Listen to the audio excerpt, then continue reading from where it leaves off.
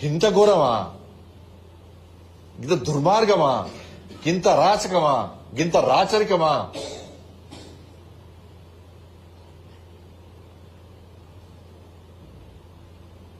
మేము అధికారంలోకి వచ్చినాక దేవాలయాన్ని కూర్చోమే పని అంటే మీకు ఒక్క ఎమ్మెల్యే డిపాజిట్ కాదు 10 ఓట్లు రాకపోతున్నాం మీకు. ఇవాళ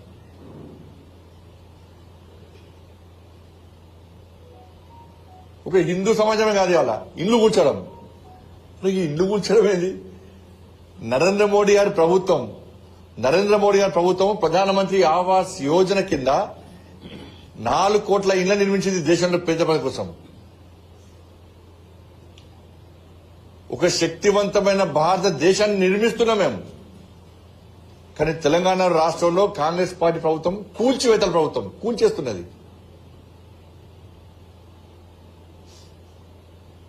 హైడ్రా పేరుతోని, ఎఫ్టీఎల్ పేరుతో కూల్చేస్తున్నారు.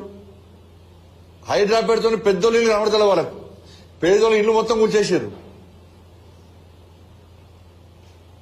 ఇల్లు మొత్తం కూల్చేసి మళ్ళీ హైడ్రా లేదు, కథం కేల్ కథం, దుకాణం బంద్. తీసుకున్నారు పెద్ద పెద్ద దగ్గర. పేదోళ్ళ ఇల్లు కూల్చి ఒక మెసేజ్ ఇచ్చిర్రు, బేరసాల్లోకి రండి, మేము కూడా ఇట్లా కూల్చేస్తాం. పేదోళ్ళు ఎట్లా పైసలు ఇయ్యరు, వాళ్ళు కష్టపడి ఇల్లు కట్టుకున్నారు, వాళ్ళే కూల్చేసారు. పెద్దలతో బేరసారాలు పెట్టుకున్నారు, ఎంత చంపుకోవాలో అంత చంపుకున్నారు. ఇలా కాంగ్రెస్ పార్టీ చర్చకు సిద్ధమా?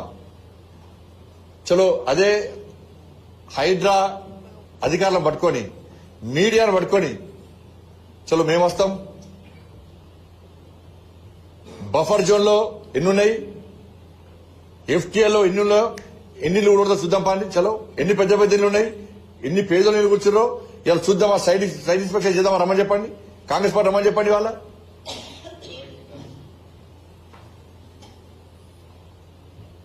మూసీ నదిలో మూసీ పేరుతోని గాంధీ విగ్రహం పెడతామని చెప్పి పేదోళ్ళ ఇల్లు కూల్చేస్తే సోషల్ మీడియాలో ఎంత ఏడుస్తున్నారు పాపం వాళ్ళు. ఇంకా గాంధీ మాత్రం ఆ రోజే కాంగ్రెస్ పార్టీ యొక్క మూర్ఖత్వం ఆ రోజు గ్రహించే స్వాతంత్ర్యం వచ్చిన తర్వాత కాంగ్రెస్ పార్టీ రద్దు చేయాలని భావించండి. ఇలా గాంధీ ఆత్మకు శోభిస్తుంది. వాళ్ళ పేదల కోసం మాట్లాడి గాంధీ మహాత్ముడు అటువంటి గాంధీ విగ్రహం పేరు చెప్పి ఇలా పేదోళ్ళ ఇల్లు కూల్చేస్తే, మేము గుజరాత్ లో సర్దార్ పటేల్ విగ్రహం పెట్టినాం. ప్రపంచమంతా అబ్బురపరిచారు, ప్రశంసలు అందుకున్నాం. మేము సర్దార్ పటేల్ విగ్రహం పెట్టి ప్రశంసలు అందుకున్నాం. ఇలా కాంగ్రెస్ పార్టీ గాంధీ విగ్రహం పెట్టి అబాస్ పాలిస్తున్నది, ప్రజల శాపనార్థాలు ఎదుర్కొంటున్నది. వాళ్ళ ఏడుస్తున్నారు పేదలు. ఖమ్మంలో భూదాన్ భూముల పేరుతోని 800 ఇల్లు కూల్చేసారు. 800 ఇల్లు కూల్చేసారు. మరి కూల్చేసేమన్నా కడతారా అంటే కాస్ట్లీ ల్యాండ్, ఒకప్పుడు మామూలు ల్యాండ్, ఇప్పుడు కాస్ట్లీ ల్యాండ్ అమ్ముకోవాలి, కమర్షియల్ కాంప్లెక్స్ నడుచుకోవాలి, పర్సంటేజ్ తీసుకోవాలి, బేరసారాలు ఇవ్వాలి, పైసలు చంపుకోవాలి. ఎక్కడన్నా ఏదైనా జాగా ఇల్లు ప్రభుత్వ జాగా తీసేస్తున్నామంటే ప్రభుత్వానికి ఒక ప్రణాళిక ఉండాలి.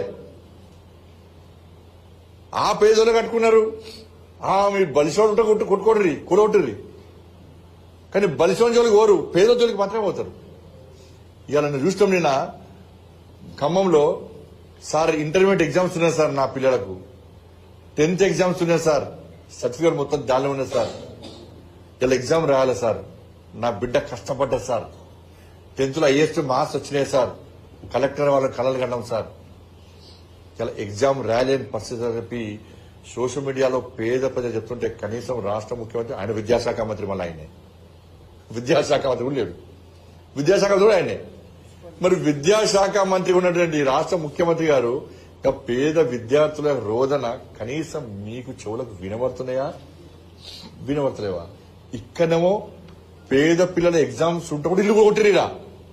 ఖమ్మంలో ఇంటర్మీడియట్ 10th విద్యార్థులు ఎగ్జామ్స్ కూడా ఇల్లు కూడా కొట్టావు నువ్వు. మరి హైదరాబాద్ లో ఎఫ్టీఎల్ లో ఉన్నది ఫాతిమా కాలేజ్ ఎంఏఎం పార్టీకి సంబంధించిన కాలేజు, ఫాతిమా కాలేజ్ ఉన్నది, బఫర్ జోన్ లో ఉంది, అది ఎఫ్టీఎల్ లో ఉన్నది.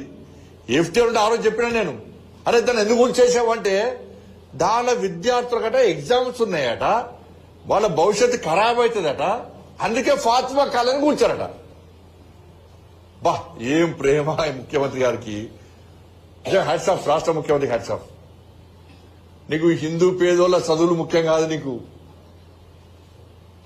పేదోళ్ళు కలెక్టర్లు కాదు, ఐపీఎస్ కావద్దు, ఇంజనీర్లు కావద్దు, డాక్టర్లు కావద్దు. ఫాతిమా కాలేజీలో చదువుకున్న వాళ్ళు మాత్రమే డాక్టర్లు కావాలి, ఇంజనీర్లు కావాలి, పెద్దోళ్ళు కావాలి. ఇబ్బంది కావచ్చు, కానీ వివక్షత ఏంది అంటున్నా నేను. ఎఫ్టీఏలో ఉన్న ఫాతిమా కాలేజీ కూర్చోడానికేమో వాళ్ళ ఎగ్జామ్స్ నీకు అడ్డొచ్చినాయి. ఇవాళ ఖమ్మంలో పేదోళ్ళు వాళ్ళ పిల్లలకి ఎగ్జామ్స్ ఉన్నాయి ఆగండి అంటే కూడా బుల్డోజర్ పెట్టి కూల్చినవు.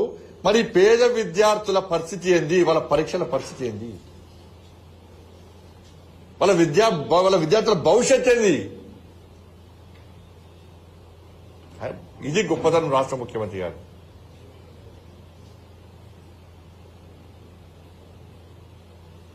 ఇది కూల్చివేత ప్రభుత్వం.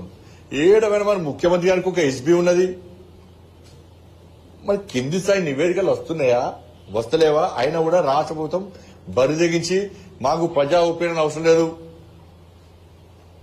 ప్రజలు తిట్టుకున్నా మాకు ఇబ్బంది లేదు, ప్రజలు వ్యతిరేకించినా మాకు ఇబ్బంది లేదు, కానీ మాకల్లా మేము పొట్టు పైసలు చంపాలి, మా ఆదాయం పెంచుకోవాలి, పేదోళ్ళ ఇల్లు కూల్చాలి, కాస్ట్లీ ల్యాండ్ అని అభివృద్ధి పేరుతోని ఆక్రమించుకోవాలి, మేము వ్యాపారాలు చేసుకోవాలి, జల్సాలు చేయాలి, పేదోళ్ళ బతుకులు మాకు అవసరం లేదు. ఇదే ఇంద్రమ్మ రాజ్యం. ఎమర్జెన్సీ రోజులు ఇలా తలపిస్తుంది తెలంగాణ రాష్ట్రంలో. పేదోళ్ళ బతుకులన్నీ బిక్కుమని ప్రాణాలు అరచేతిలో పెట్టుకుని బతికే పరిస్థితి. ఎప్పుడు ఎవరు వస్తారు, ఇల్లు కూడుస్తారు.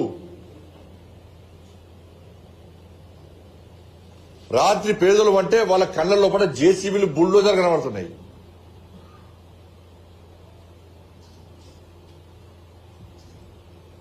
ఇలా రాష్ట్ర ముఖ్యమంత్రి స్పందించాలి. మీరు పేదల జోలికి వస్తే నేను మళ్ళీ చెప్తున్నా, మీరు పేదోళ్ళ ఇండ్ల జోలికి వస్తే అదే జేసీపీలు పట్టుకొని మేము దళాలు ఏర్పడుకొని పెద్దోళ్ళ ఇండ్ల మీదకి మేము పోతాం. అయితే బఫర్ జోన్ ఉన్నారో, ఎఫ్టీఎల్ ఉన్నారో, ఎవరైతున్నారో వాళ్ళ జోలికి మేము పోతాం. ఇవాళ ఇది శాంతి భద్రత సమస్య వస్తే ఇవాళ మీకే నష్టం.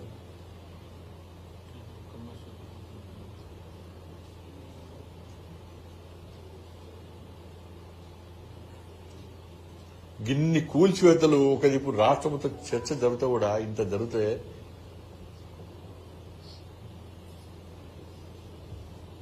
కానీ ప్రజలకు అప్పీల్ చేస్తున్నా, గ్రామ పంచాయతీ, జెడ్పీటీసీ, ఎంపీటీసీ ఎన్నికల పేరుతోని మళ్ళా కాంగ్రెస్ పార్టీ మీదకి వస్తున్నారు.